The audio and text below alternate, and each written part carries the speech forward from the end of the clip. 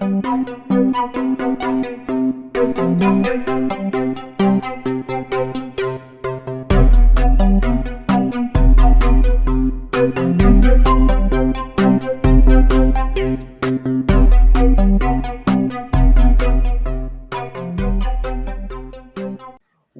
Silver Lining for Learning guests and fans.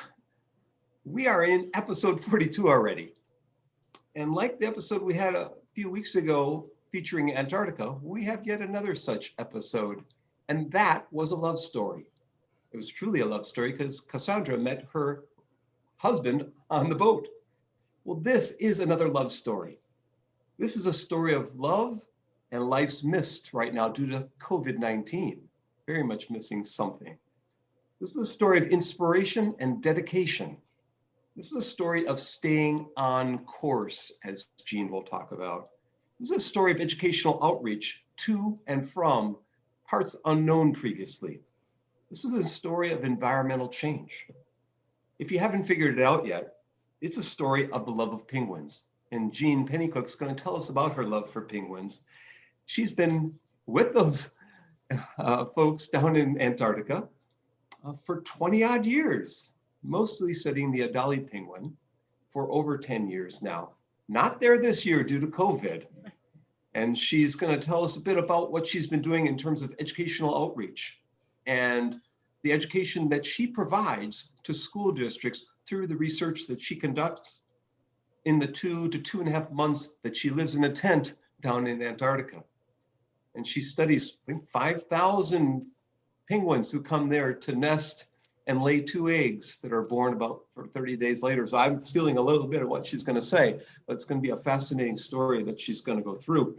If you haven't read the blog post for today, please do, and you can read about her bio and her background and so forth. I won't go through all that. I'll say that I've connected to Jean Pennycook back when I was working on my World is Open book over 10 years ago. And I asked her a bunch of questions and I kept her email handy at the side. I didn't realize that one of my colleagues was going to come live with her and host it. And so I got reconnected with her a couple of months ago. And I'm really glad and delighted that she could join us here today. So Jean, could you tell us briefly a bit about your background and then go into the slides? Tell us a bit about what you're doing, why you're doing it, what got you excited to head down there, and take it away. Well, thank you very much, and thank you for having me. So my background is in wildlife and fisheries biology. When I was raising my children, I entered the K-12 community as a high school science teacher, and I did research before I did that, but then once my children were grown, I decided to go back into the field. Well, since my background and my skills at that point were heavy in the education part, I entered into the research field as the education and public outreach person. So it's my job to translate the science for the rest of the world. I'll show you some of the ways that I do that to engage people, but the most important part of it is the engagement. If people do not know about something, Antarctica, penguins, our environment, climate change, they will not value it. And if they don't value it, they're not going to work to protect it. So it's my job to get the information out to them in a way that they can understand, and not only get the information out, but get them engaged in taking part in what's happening, however that takes. And it's different for a kid who's 6 years old, a high school student who's 17, or the adult community. Everybody has to be engaged differently. So I tried many different methods to teach people about Antarctica, climate change, penguins, our natural world, how things are changing, and the most important thing is how we're going to protect it, and what we can do in just our lives, no matter where you live, to be a little tiny part of that protection. So I'd like to just start my slideshow, and I'm going to speak relatively fast because I have so much to tell you and share with you. So just bear with me as I run through these slides to show you what we do, how we do it, and then what I do as the educator. So here we go. Let's see. Sounds great, Jean. Thanks. Yeah. I'm sorry. Yeah. That sounds great. We'll come back to questions for Jean after this, and make sure you ask some in the chat window. And we're Young is monitoring the chat window. So. All right, I first need to mention that I am funded by the National Science Foundation. We are grant funded for the research and my education outreach, and that is United States tax dollars at work. So I do thank you if any of you are taxpayers out there. Everybody loves penguins, and there's a great deal of entertainment out there about penguins. You're familiar with some of these things. All of these movies are great, but one of the things that they do is they present myths that people like me have to bang down and tell people aren't true. And one of the problems with this picture, and I ask this at all of my presentations, and the most common thing is that penguins don't carry symbols. Well, yeah, that's obvious, but the key response is that penguins and polar bears are never in the same place together. The polar bears are always in the north, and there are no penguins nesting north of the equator. So these are some of the myths that I have to work hard to combat. Here's another problem we have. This is a very common map that you will see in most elementary schools. And what you're going to see here, or what you're not going to see, is Antarctica is not even on that map. So many kids go through their early education without even any evidence that Antarctica is around. And Antarctica is not only there for sure, but it's really, really big. And most people do not know how large Antarctica is. The other part about it is they don't realize it's covered with almost 2 miles of ice. That's a great deal of ice. Think of the entire United States covered with 2 miles of ice. That's a lot of ice. So when we teach about Antarctica, we use math. How much ice is that? All of Antarctica covered with 2 miles of ice. Figure that out. So we use Antarctica as a math lesson. Here's what it looks like when you're flying over it. The ice is not dynamic. Excuse me, the ice is very dynamic. It is not static. It does move. And there's lots and lots of story about the movements of ice, but I wanted to show you how absolutely beautiful Antarctica is from 40,000 feet. The other thing about Antarctica that we can teach is that it is the single largest seasonal event in the world. The sea ice in February, middle of summer, and the sea ice in August, middle of winter. Largest seasonal event in the world is the growth and reduction of this sea ice in Antarctica. This is what the sea ice looks like, and this is where the penguins live. Just like the penguins in your area live in the trees, the penguins need this ice to live off. So if this ice goes away, it'd be you going out and cutting down all the trees. The animals would not have a place to stay. The seals live on this as well. And here they are, these lovely little creatures. I work with the Adelies. The emperors are down there too, but here they are on their ice. This is their home.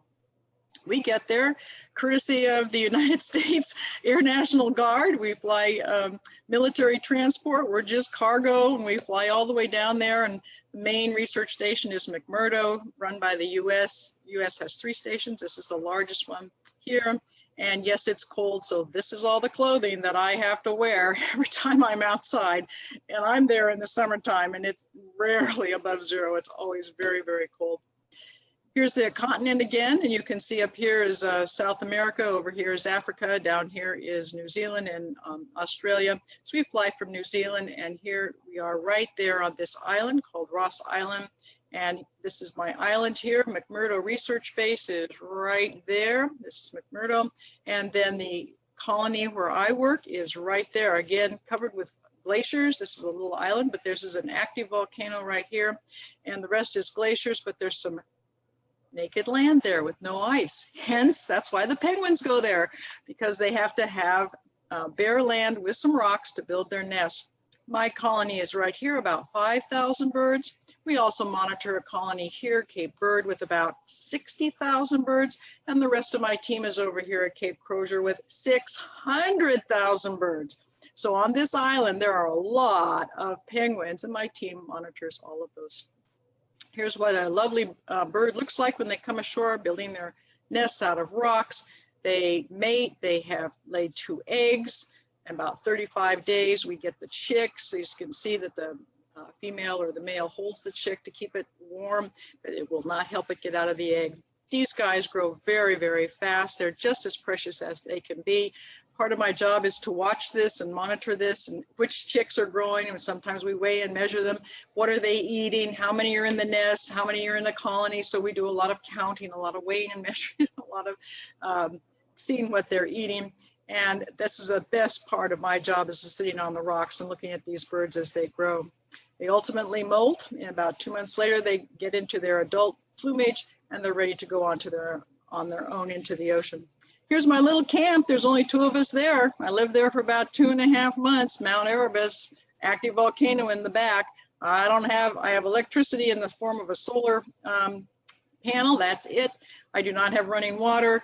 Only a little bit of heat, but by golly, I have a wireless internet, and here is my link to the world and how I get the word out. It's not pretty. We have big storms. This is my tent after a 2-day storm, which we had to then dig out. So it's not for everybody, but I wouldn't trade a day there for anything. A lot of our job is to run around with the penguins, try to catch them, weigh them, measure them. You can see the very scientific equipment we use: a bag, a spring scale, a notebook, and a pencil. So sometimes it's not very sophisticated, but the work is very important. We band some of the chicks. This is called a wing band right here. And this has a number on it and will tell us where that bird was born, which colony, and what year. So we follow their lives. Like you wearing a bracelet with your name on it, and we could follow your life and know who you are. And it's not always pretty. They bite, but they're never mean. They are not afraid of me. And sometimes when I get too close, they will come up and bite me. But for the most part, these are extraordinary birds to work with. We also put electronic trackers on them here. Of course, I have to catch the bird. We put the tracker on their back. It's like attaching it to a barrette in your hair to attach it to the feathers, not their body. And this is a satellite tag, which gives us information about where they're going to feed, how long they're going to feed, their diving behavior, things like that.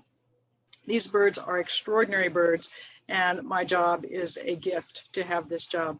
So what do I do? So of course, I'm involved in all of the data collection that's out there for the team, but it's my responsibility to get this word out. So I do it by making a personal connection, and I want people to know these things. I won't read them to you, but this is what I'm trying to engage people in. And a lot about this last one. We need more people to be scientists. We need more people to unlock the mysteries of our world. So I want to encourage young kids to do this kind of work. A lot of kids don't even know these jobs exist. So a lot of what I do is say, hey, you could do this.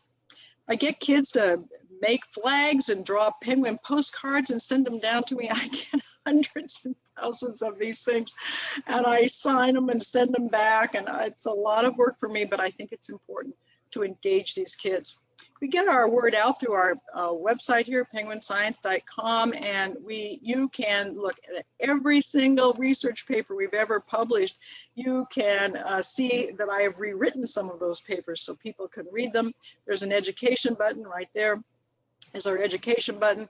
And right here we have a penguin cam that takes a picture every day of the colony. So the kids can count the penguins every day if they want to. I have my education page here. I'm not going to go through it, but there's a lot of stuff. From there, there's an adaptation page for kids to know how the birds are adapted. You can read the research, and I have lots of activities for them. Pictures, of course. This is all copyright free. It is. This is all funded by the national government, so the kids get anything they want. We teach them that the penguins actually have long legs. Most people think they have short legs, but here I have a skeleton showing the long legs.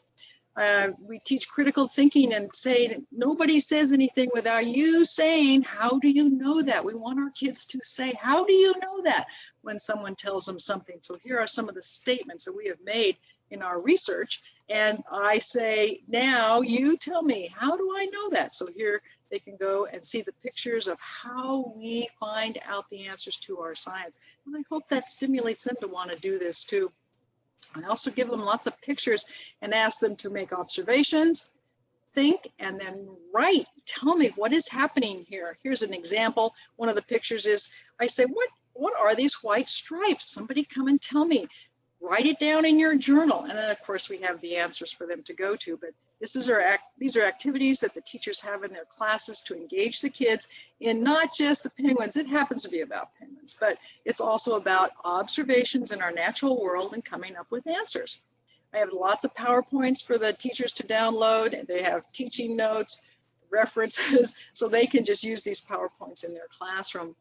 Nest check, the kids can adopt a nest, and I take a picture every single day of every single nest posted on the internet, so the kids can follow their nest through the entire season and see what happens. So this is a great deal of work for me, but this is with all my heart and pleasure. I put this out here so the kids can see what happens. I do live Skype calls. So I have a tablet, it's connected to the internet. It's actually rather robust. I've been able to do this about the last 4 years and do live Skype calls from the penguins. So I sit on my rock right here.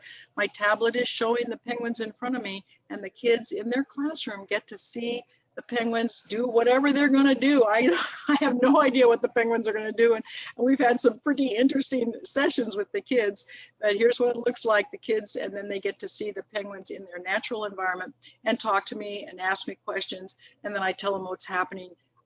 This has been an extraordinary thing. And I usually do between 4 and 8 of these every single school day during the time I'm down there. So it's a wonderful opportunity for kids to get connected.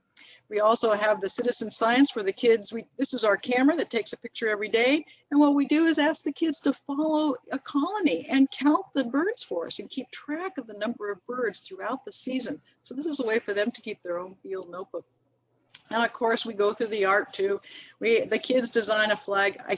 I get between 80 and 100 of these every year from classes all over the world.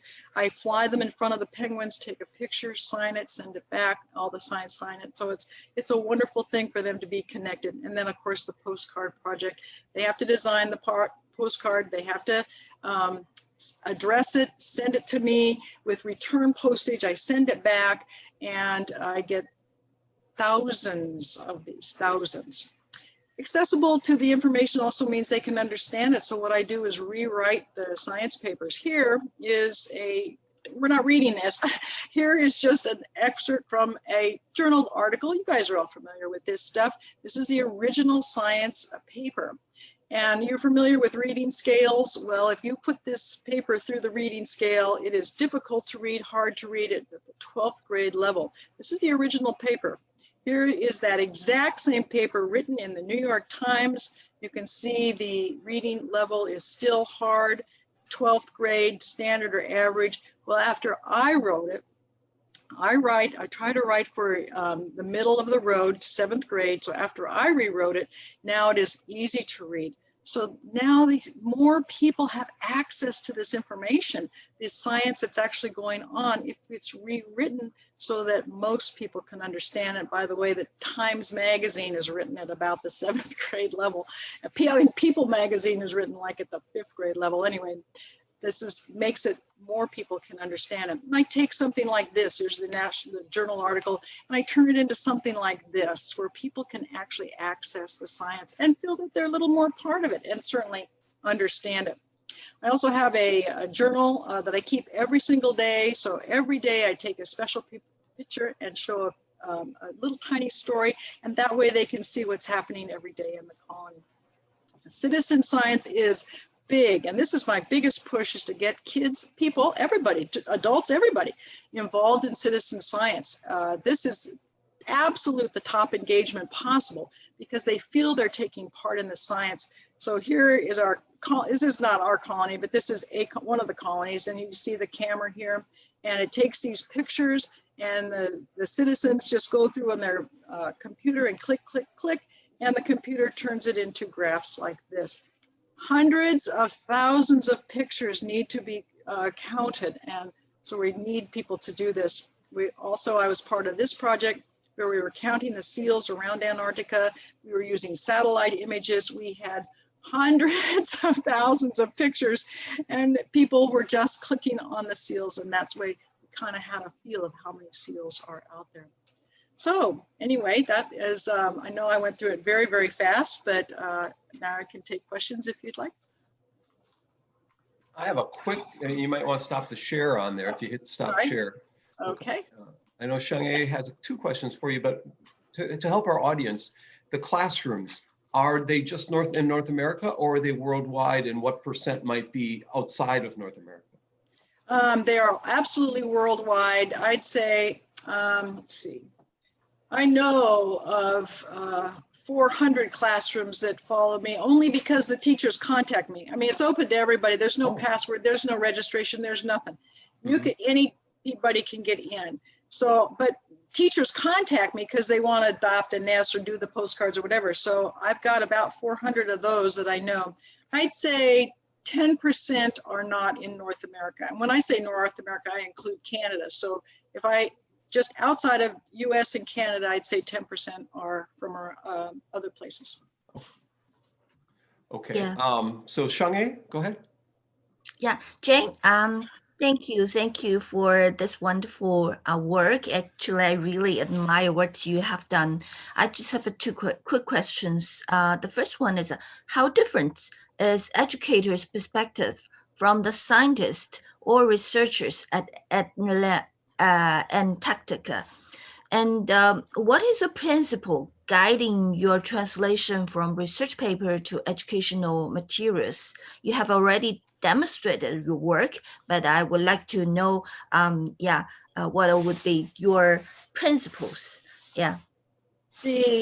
My desire is to get the science, the actual science that's done, into a form that people can understand. Scientists tend to use very academic language, and I wanted to move it down into more what we call a popular language, easy to understand, because if people can't read the papers, they're not going to know what's going on. So part of that's one of the driving things. I just want to get it out there and give it to people and say, look what's going on. The work is important. And if nobody knows about it, nobody can read it, then it falls on deaf ears. Only people who get the scientific journals are going to be the people who hear about it. Mm-hmm. Then how different is educators' perspective from the scientists or researchers when you're observing and measuring? Yeah, how different? I'm not sure I understand the question. So how are teachers respected as opposed to the scientists? Is that what you were asking? I mean, when you do the work at Antarctica, and how different is your perspective as an educator from the scientist or researcher's perspective? And let me jump in here real quick and say, when I was reading the website, you work with ecologists, you work with marine biologists, field engineers, video journalists, conservationists, broadcast engineers, penguin physiologists, fellow researchers, divers, podcasters. There's a lot of differences of opinion, I imagine, of what's taking place there. There's a diverse focus. So people are doing some people are just focused on the science. They just want to do the science. They want to do the science and they want to write their papers because they want to learn this stuff. And other people like me are going, that's really important, but I want other people to know what we're doing. So there's a big diverse. And I know you had Cassandra Brooks on your show a little while back, and her husband, John Weller, was on our team for a year. So he's, yeah, so one of the 2 months I spent in that tent, John was with us. Anyway, so there's videographers who want to do it with images. There's people like me who want to do it with words or in activities. I'm kind of an activity kind of person. I want people to do something, the postcard, the flag, the citizen science. I want them to be engaged in an active way. But other people want to do images or movies, or it's all over the place what people are doing. And I applaud it all. We need everyone to do this, everyone to do it. Chris is going to have a question for you here. And I want to mention that Chris used to be involved in funding NSF. And I know some of your work got funded by NSF. There might be a connection. Maybe he funded some of your projects sometime in the past. I don't know. I actually was in a different part of NSF, but of course, all of us who were involved with NSF were very excited by the polar work. So I have a comment and a question. The comment is that, of course, virtual field trips have been around for a really long time. And I so much appreciated your presentation because it's so much more thoughtful about what virtual field trips are than the vast majority of stuff that I've seen. Too many virtual field trips are more showing like a documentary or even worse, a theme park, that people can look at, or they're anthropomorphizing the penguins and just trying to emphasize cuteness and lovability as opposed to science. And a lot of the virtual field trips are also quite passive, and I really appreciate that you're working to make it active. So I wanted to say that it's a very impressive model, and that I hope that other people who do virtual field trips are watching some of this and thinking about what you're showing. That said, I imagine myself many decades ago, somehow magically having the experience that you provide. And the difference between me then and kids today is that then you would have been showing me this as something to be studied and treasured. But today, kids are looking at something that could easily disappear within their lifetime unless we get smart about things. And I wonder, I wonder how you try to draw people in to realize that this is not a stable situation, and to realize that things that they do in their own house are actually affecting what happens to the penguins. Well, you hit the nail on the head. I mean, that is my whole thing, is to show them that stuff is happening. And that's how rewriting the research, so that the kids can understand it and see the graphs. I mean, the graphs can be very, very dizzy. I just translate it. It's going down, it's going up. I mean, here's just what's happening. And so they can actually see that. And lots of kids just say, well, what can I do? And you know, I only have about a half an hour with every class that I spend. The Skype calls are only a half an hour, as I have to redo my anyway, technically stuff. Anyway, so I do lots and lots of them, but they're only about a half an hour. So I'm not able to get into too much with them, but I say, know about your global footprint, be aware of your global footprint, be conscious of it, and reduce and reuse and recycle. So, I mean, that's about the only sound bite I can get into a classroom. But I do know lots and lots of teachers who then take that ball and run with it. So, I mean, I throw out the idea, the main idea, and how important it is, and that these birds are going to go down if we do not take care of their home and their food source. It's not just about the ice, it's their food source. So these marine protected areas are critical. The fishing, don't even get me started on the fishing industry. But anyway, there are many, many aspects of this that need to be protected and managed and monitored if we want to save the environment and these animals. Climate change is one of them. The fishing industry is another serious, serious threat. Okay, I want to get to some historical facts. In reading the website, Women in Antarctica, apparently there are thousands of women in the field in Antarctica over the course of a year, according to what I read. And that was not the case 50 years ago. Oh, 50 years ago. Yeah, I don't think there were any 50 years ago. Let's see. Well, what I read, it was 1969 was the first women scientists arrived in Antarctica. Yeah, so when we landed on the moon, we also helped, you know, a second thing we don't often hear about. So tell us about the Women in Antarctica website. What has evolved in the website, and how has it impacted what you do, and what you will do, and what do you think it can provide for the future? And the second question I have is, tell us a bit about the technologies that you're using at the Women in Antarctica website. They talk about video, podcasting, social networking, and time-lapse photography. Those were 4 things, and well, you showed us a bunch more. So first of all, just give us the history here. Yeah.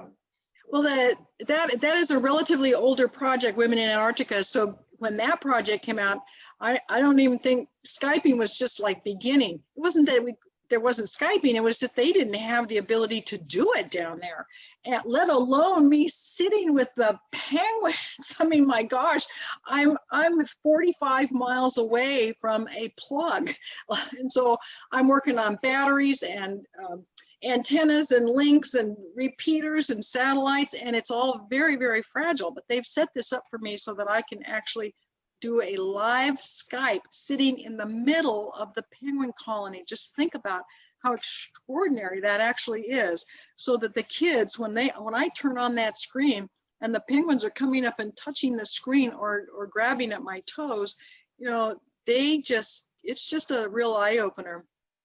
So yeah, I couldn't remember the first year that women went to Antarctica. I thought it was in the early 70s somewhere, but anyway, it was a long time ago. So when I was growing up, it wasn't even an option for me to think about something like that. So I don't try to single out women, because I want to encourage everybody to do anything they want.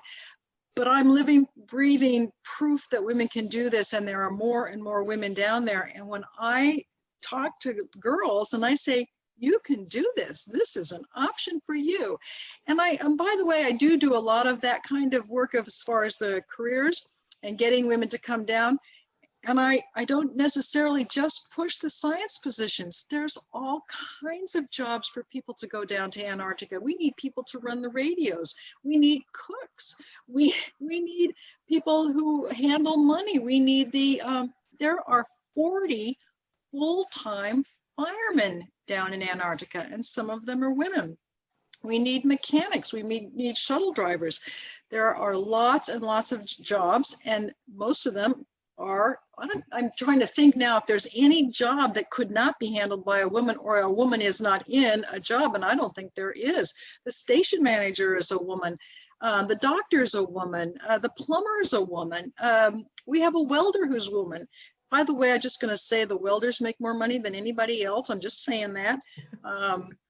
So they drive the tractors, they move the snow around. So in my talks about Antarctica and women in Antarctica, of course I talk about women in science, but I also say you don't have to be a woman, you don't have to be a scientist to have this adventure and do something extraordinary and go someplace extraordinary. So I do showcase the other possibilities, a way for women to go to Antarctica. It's great, it's fun. It'll change your life. How many educational psychologists do you have? And are there any opening? Actually, you know what? It's a crazy place. Probably not for taping, but another time. So tell us who funds you. How are you continually? It's been 20 years. Has it always been NSF, or are there other foundations and corporations and stuff?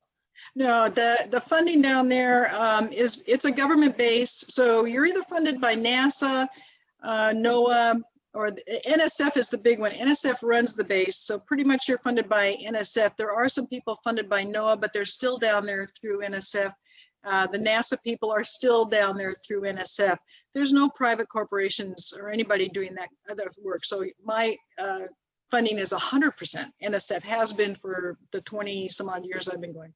Right. So Punyo, you want to jump in here and you're off camera. I'm not sure if you want us to read it, if you want to jump in. He's got in here. Go ahead. We can hear you, Punyo. Oh, I was just going to say you can just go ahead and read my question, but I can do that. So a question I had, that during these times of COVID, how has this work continued? And maybe we can come back to the second part later, but how has this work continued now that with COVID and you can't go there? It's tough. So my son also my son is an engineer down there, and he's an ice driller. He works with the Ice Cube project. They're drilling holes in the ice and putting things down to detect neutrinos. So he's an engineer on that project, and his project didn't go. And only projects that had long-term data sets to protect were allowed to go this year at all. So my son's team was out. My team was allowed to send 2 people only to protect our data set. I'm getting updates from them, and they're doing the best they can, but there are only 2 people allowed to go we normally have 9. So it's just hard. So not too many teams were allowed to go at all. You had to sequester in New Zealand for 2 weeks. It's very, very, very difficult. So we are going to lose a lot of data this year, as are many of the teams, but most of the teams just weren't even allowed to go, like my son. So there's a big gap in the research in Antarctica this year. We just pray we're going to go next year. Chris, you want to jump in here? Yeah, Antarctica has no indigenous population. That's correct. The only continent that doesn't. That's correct. And the other polar region does have indigenous populations. And it makes the ecosystem somewhat different, because not only are people part of it as disruptors potentially, but people are also part of it as consumers within the ecosystem. They indigenous peoples might well rely on some of these species as part of their food source. And so it's more complicated in those areas. And I don't know, I know that you work in Antarctica, but I don't know if there's anybody at the other pole that's telling some stories that are even more complicated, if you will, because they get into indigenous populations and they get into more complex kinds of predator-prey interactions and so on. The Arctic is way more complex. So if you can visualize the Arctic, it's just a big ocean surrounded by land, whereas Antarctica is big land surrounded by ocean. But so the Arctic, in comparison, has all the land around it, and each land is a different country. So you got the US, Canada, Greenland, Soviet, the Scandinavian countries. So there's a lot of fingers in that pie up there politically. And then the ocean is mostly covered with ice, but less and less as we go along. Plus then all the people who have lived along their shores, the native populations. And what you say is, it is a huge, huge, huge landmine and very difficult. I do the polar boats up there, so I tell my stories when I'm on those boats. I work as the ornithologist and give talks on climate change and what's happening in the Arctic, and it's way more dramatic what's happening in the Arctic than in the Antarctic at this point. So the tipping point for climate change is just more severe up in the Arctic than it is in the Antarctic. But things are changing everywhere. I don't want to lessen the severity of this, but in the Arctic things are more dramatic, and people's lives are being affected more there, because there is no people's lives being affected in Antarctica except mine, because they didn't let me go this year. But not in the same way as the Arctic. They're two very, very different issues. Punya has posted a couple of different questions, and some from the audience he's posted in here. So they're very similar and they overlap somewhat. Kind of wondering, you posed some challenges, critical thinking on this discourse, and you scaffolded this. But how often do the schools, and what percent would you say the schools take you up on such challenges? How many actually, write to you and say, I've used those question templates and I want more, that kind of thing. And another question here is how people can get involved and help you towards those ends. What might they do? What might others do to help you out? Well, I have, that's the thing.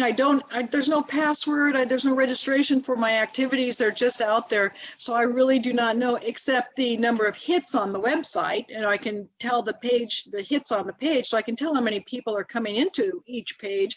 Not that means they're using it. I throw it out there. I put it out there, and I do know that many people do use it because they do contact me. But if they don't contact me, I have no idea if they're using it or not. It is meant for classroom consumption. And I know that the website gets a lot of traffic, so I just have to keep the faith that people are finding these things valuable and that the kids are getting it. No, they don't. The kids don't send their answers to me.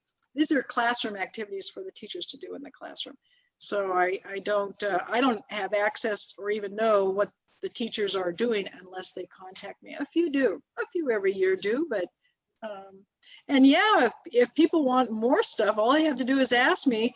Frequently I get, the adopt a nest thing is a little bit consuming. They all want pictures of every day of their nest, which I do. Some want movies, some want, so they do want a lot, they want this stuff, yeah. They want me to take a movie, saying hello to their classroom, showing their, I mean, I get a lot of this stuff. So I do the best I can. I do the best I can because I know it's important to get kids excited about the natural world, and in my own little way, I'm doing what I can. Have you formed any communities around with people who do similar things in other parts of Antarctica or in other parts of the world? And part two of that question, have you ever thought about writing this up as a book of some kind of what you've done over your historically, what's happened there? Oh, I do have a book out. Actually, it's called Waiting for Joey, and it's written at the 4th through 7th grade level. And it's a story of Joey, who I banded the first year I was there, and then I'm waiting for him every year. And every year I tell a little bit more about the science, and I'm waiting for Joey to come back, you know, and Joey doesn't always come back. And does he have the same mate? Does he have the same nest? Did he raise the chicks? What happened to the chicks? So yes, I do have a book out. It's called Waiting for Joey. And I do belong to the polar learning community. A lot of us do this kind of work. We used to meet every year at the National Science Teachers Association. Of course, this year nobody's going anywhere. But yes, there are many of us who do this kind of work. Some I'm connected with some who are doing it in the Arctic as well. So we share and trade and talk at conferences and things like that. I hope I answered your question. Is that well? Yeah. When I was working on The World is Open book, there were various websites that fascinated me, like the Explorer's Web, the Poles.com. I met Cassandra Brooks through the Ice Stories projects. Yeah. What is a trend? What's hot now that the educators might take a look at? A website that has a lot of rich current data that people are getting excited about. Is there anything that's popped up recently? Oh gosh, you're gonna, well, I think our website, except our website is down right now. We took this year, since I wasn't there, we took this year to redo our whole website. So if you go to our website, it's all archived and it's not active right now because this was the right time to do it. Well, okay, so anyway, there are lots of websites.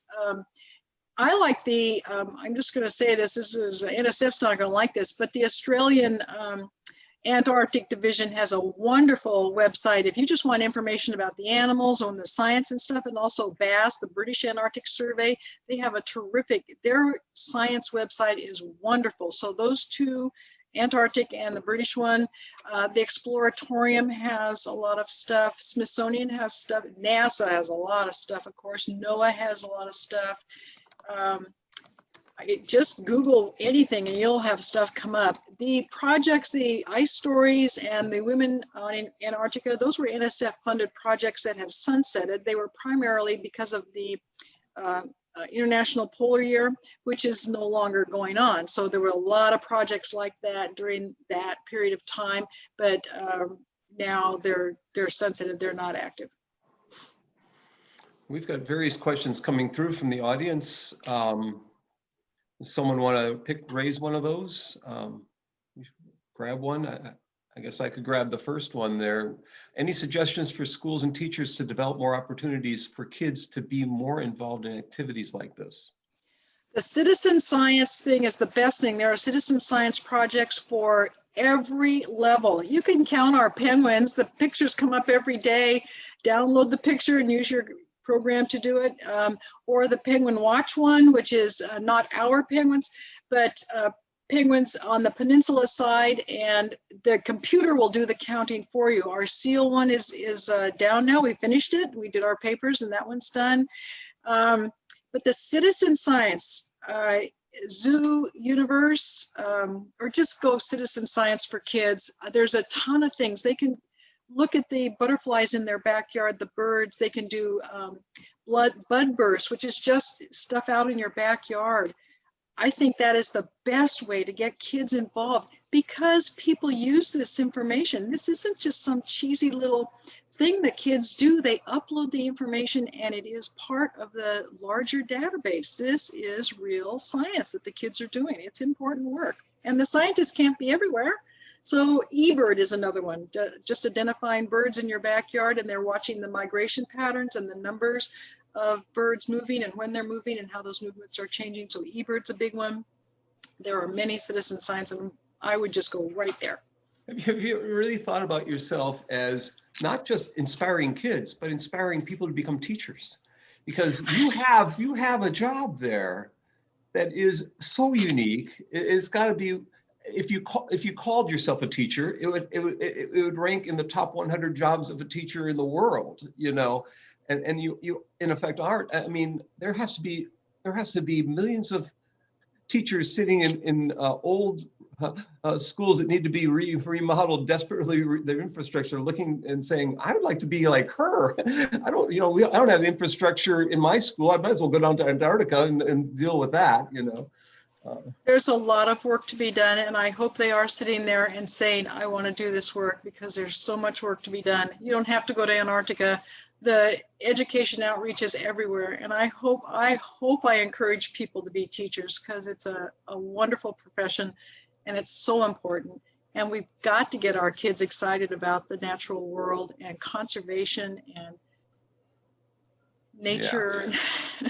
So yes, it's a big job. It's a big job, but it's so important. So I hope I am encouraging people to be educators. Your son has to be so proud of you. I mean, really. Well, Chris wants to summarize and across all the wonderful audience questions. He's going to jump in here. Okay.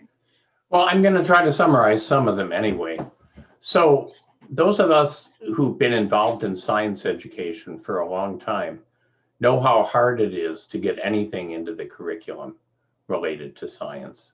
My colleagues and I recently finished a National Science Foundation funded elementary school curriculum called EcoMod, about not only ecosystem science and a virtual ecosystem, but computational modeling to understand what's going on in that ecosystem.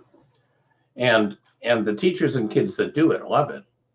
But for every teacher that's willing to try something like that, there are 40 teachers who say, my principal wants me to teach nothing but reading and math, you know, and the math had better be in the form that's going to be on the state test.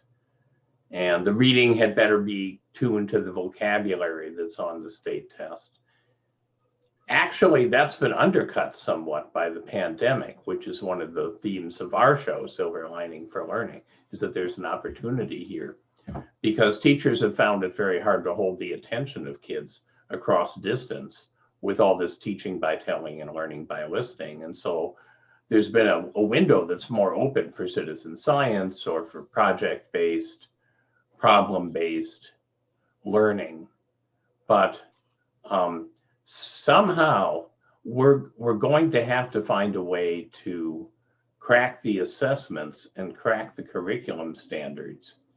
If there's ever going to be much uptake on this, other than this kind of a reward, you know, a reward, you do 100 worksheets and we'll let you spend some time with the penguins. So I'm not sure how we crack that problem, other than maybe pointing to, I know that your citizen science is down and a lot of citizen science is down, but I'm sure the demand is higher this year because the pandemic has undercut traditional teaching.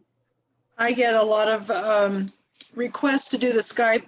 I'm still doing the Skype things. I'm sitting right here in my, my living room, and I'm doing the Skype calls. The penguins aren't around me, but I narrate the PowerPoint anyway and show videos, and I'm at least with the kids, and sometimes I wear my penguin suit, whatever.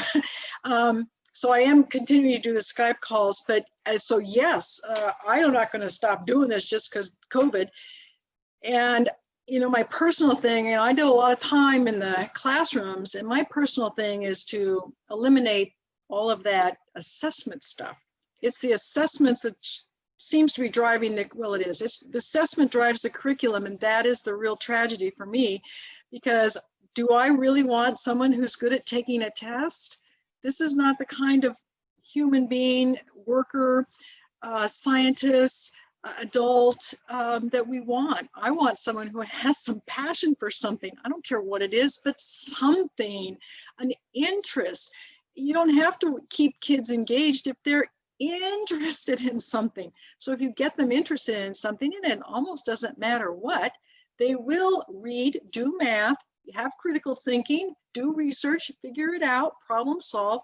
I don't care if it's cooking or it doesn't matter, building clay blocks. I don't know. If you get the kids involved in something that they enjoy doing, they will have passion for it. And these are lifelong skills, learning how to learn something. So I think it's very sad that our school districts around the nation have gone to this assessment is just driving everything, and we're killing our kids. We're killing them. We're killing them. I'm wondering if you took another crack at an NSF grant, what are the things that haven't been funded in the past that you would like? What would be your ideal NSF grant? What would you like to do? I'd like to work with teachers. I'd like to give teachers a summer experience where they go someplace and learn something that they can take back to the classroom. And this would be history. Okay, I got 10 teachers going to spend the summer at the Smithsonian Institute. Now, in the history thing, now I want 10 teachers going to NASA and doing that. And I want 10 teachers going to Antarctica and 10 teachers going to the Mississippi Delta. And I want 10 teachers going to the Capitol and learning politics. And that's the kind of thing that I think has a lot of staying power with the teachers. They learn to see what the real world is like. Lots of teachers really never had a job outside of the classroom. So guess what their lives were? They went to school, they went to more school, and then they taught school. They never actually, this is a classic thing. They never did it. It's just they were in the academic world their entire lives. So they never were really out there doing stuff. And I think we have to get the teachers out there doing stuff so they can take that back to their classroom, give those kids some passion about something. I don't care if it's shells or rocks, or maybe it's, I don't even know what. So something. Have you hinted now as to what your future is? What do you see Jean Pennycook doing in the next couple of years? I just want to keep doing what I'm doing. It consumes me. I took on a lot. I'm a one girl show. I would love to have someone else come with me, and we could do so much more if there were two of us, but pretty much I'm a one girl show down there doing all of this, keeping that web page going and the pictures and the stories and all that stuff on a daily basis. I just want to keep doing what I'm doing until they tell me I can't do it anymore. I love working on the boats. The boats is, I just do the same thing I do down there, only to adults. I'm in the Antarctic region. I drive a Zodiac around and I tell people about climate change, and what they're seeing today is not going to be here 10 years ago. And look at this bird and see what's happening here. And here are the krill, and the krill's changing too. And by the way, that fishing boat is illegal. We can see it, but it's not supposed to be here. Things like that. So I work with adults instead of children in classrooms, but I do the same thing there. And I'm not going to give that job up either. So Maureen says she'd like to join you. And if you have any hints or tips on how any of our audience members might find their way, and you've already hinted at a couple of things. So anyways, I'd like to, you've talked a bit about, you've jumped around into what you do in a typical day. And we have a couple minutes left here. And before we sign off, can you give the folks here in our audience and tell us what a typical day is like for Jean Pennycook? Okay, well, I'm in a tent and there's two of us and it's cold. And of course there's tent chores that you have to do, but I'm pretty much up at 6. And I start my Skype calls by 7, and I do the Skype calls. So I have to get up, get dressed, get something in me, walk half a mile down to the colony, get set up. Hopefully the tablet works. Hopefully the tablet doesn't freeze, deal with internet problems if I have them. And then I have my schedule of classrooms that are going to come in every half hour for between 2 and 3, sometimes 4 hours. I just go classroom, and I'm sitting in your on a tent. rock.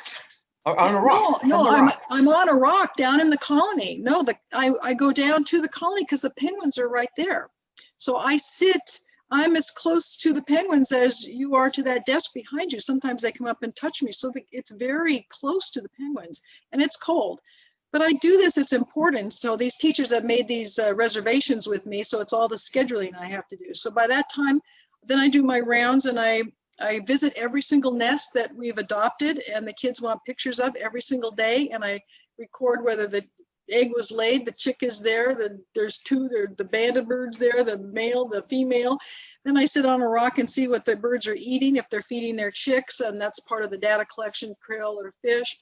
And let's see, after that, I go back and have some lunch. Then I spend the afternoon looking for pictures. I go back down and I just tell a story. I have to take a journal picture every day and tell a story. So I spend the afternoon kind of just more relaxing, being outside, taking a hike over to here, seeing what the seals are doing, go around. I have time-lapse cameras out. I have to check those things every third day and make sure that they're keep going, download that. I have to go back to the tent and then I have to upload all this stuff onto the web page, and I have 12 pages to upload every single night. Some elephant seals can be dangerous, though. You have any danger around you anywhere? We don't have any elephant seals where we are. They're more in other areas. We have the Waddell seals, which are, they're just precious. You can go, of course, we're not allowed to touch them, but you can go up basically and touch them. They won't even move. They're not afraid of you. They're just lovely. And they're everywhere and they're very compelling. So I go and sit with them sometimes just to hear their noises. They make terrific noises, and I watch them in the water. And then we also get the crab eater seals and the leopard seals, which go after the penguins. So that's tough on me to see them go after the penguins, but I'm there as an observer only. I'm not allowed to interfere. There is a lot to keep me busy, a lot to watch. I never get tired of just sitting there watching the seals and the birds, and the skuas are around, and I monitor what they're doing in their nests too. I go see if they've laid their eggs yet, or if they're still there, or one chick or two chicks, or what they're feeding them, and stuff like that. The day goes by. It's all satellite, right? The internet's just satellite, and is the bandwidth pretty good? You're doing Skype for... It's very fragile. Yeah, this is you were talking about the transition in technology. So when I went down there, my very first time, I was taking only stills, and uploading onto the internet took forever. And then the thing would break and I'd have to start over. So uploading one picture onto the internet every single day was a major event. Then fast forward, then we were uploading videos. We were doing blogs with embedded videos, but and then fast forward, now we're doing live Skype calls, which is just fabulous, just fabulous. We've got 20 or 30 seconds before Punya tells us about the next show. Is there anything we didn't ask you about that you'd like to talk about or promote? Anything you'd like to say before we end? Well, of course, I'm very concerned about what's happening with climate change and the polar regions, very concerned. So people, please be aware of your global footprint, and that includes your carbon footprint and your consumption of just stuff. And reduce, reuse, recycle. And every time you buy something you don't need, think about how it might affect the animals of our world. And whatever you do, don't let any plastic find its way to the ocean. I don't care what you do. Don't let any plastic find its way to the ocean under any circumstances. Wow, that is an excellent way to end this show number 42, or episode 42. And we look forward to contacting you again in the future for some follow-ups. I know I do. When I go to write one of my next books, I'll be trying to. Thank you so much for today. Thank you so much. Next year, we'll do it live from the penguins. Yes, that's a great idea. Okay, we've got you. We've got you booked right now. Okay. Punya, would you like to tell us about show 43? Yes, thank you, Kurt. And thank you so much, Jean. I must say, in our audience on the YouTube channel, Maureen Milton has said she is on board. She is an Instagram queen, and she's ready to help in any which way that she can. And I will have her get in touch with you. So thank you so much again for taking time, spending this time with us.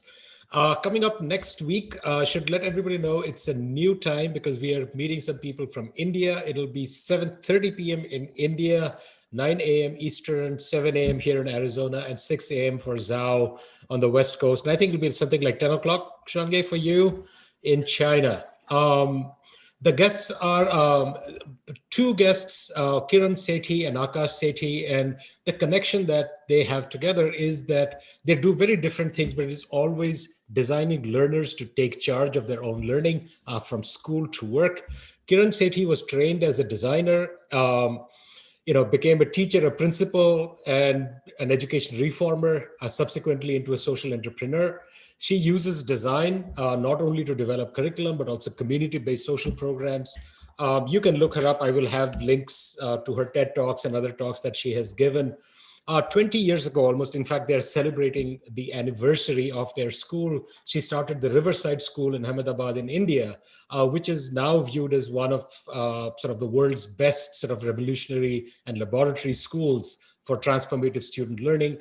In 2009, she launched this program called Design for Change, which asks children to take on social challenges. So it's a 4-step process around feeling the problem that bothers them, imagine a way to make it better, do an act of change, and share their story with the world.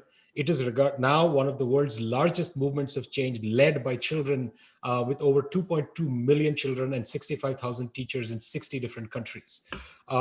She has won more awards than we can list, and that we will put on the website.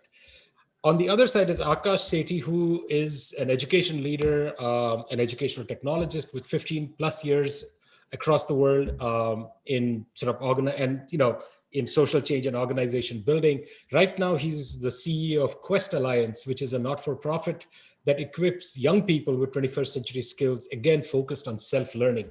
Sort of looking at transforming sort of the overall educational ecosystem.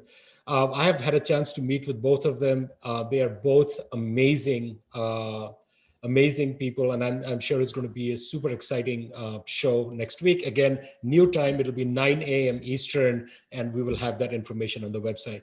As I was looking up, one final note, as I was looking up information about Kiran, I saw this quote that she had, which she had written a few years back, where she talks about the pandemic effect of doing good.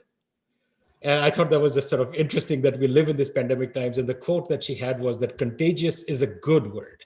At a time of COVID-19, we think of contagion as being a terrible word. She says, no, contagious is a good word because laughter is contagious, passion is contagious, inspiration is contagious. And so I am really excited to have Kiran and Akash on our show next week. And I'm looking forward to really engaging and fun conversation. Well, this is the end of show 42. Thank you, everyone, and we'll see you next week.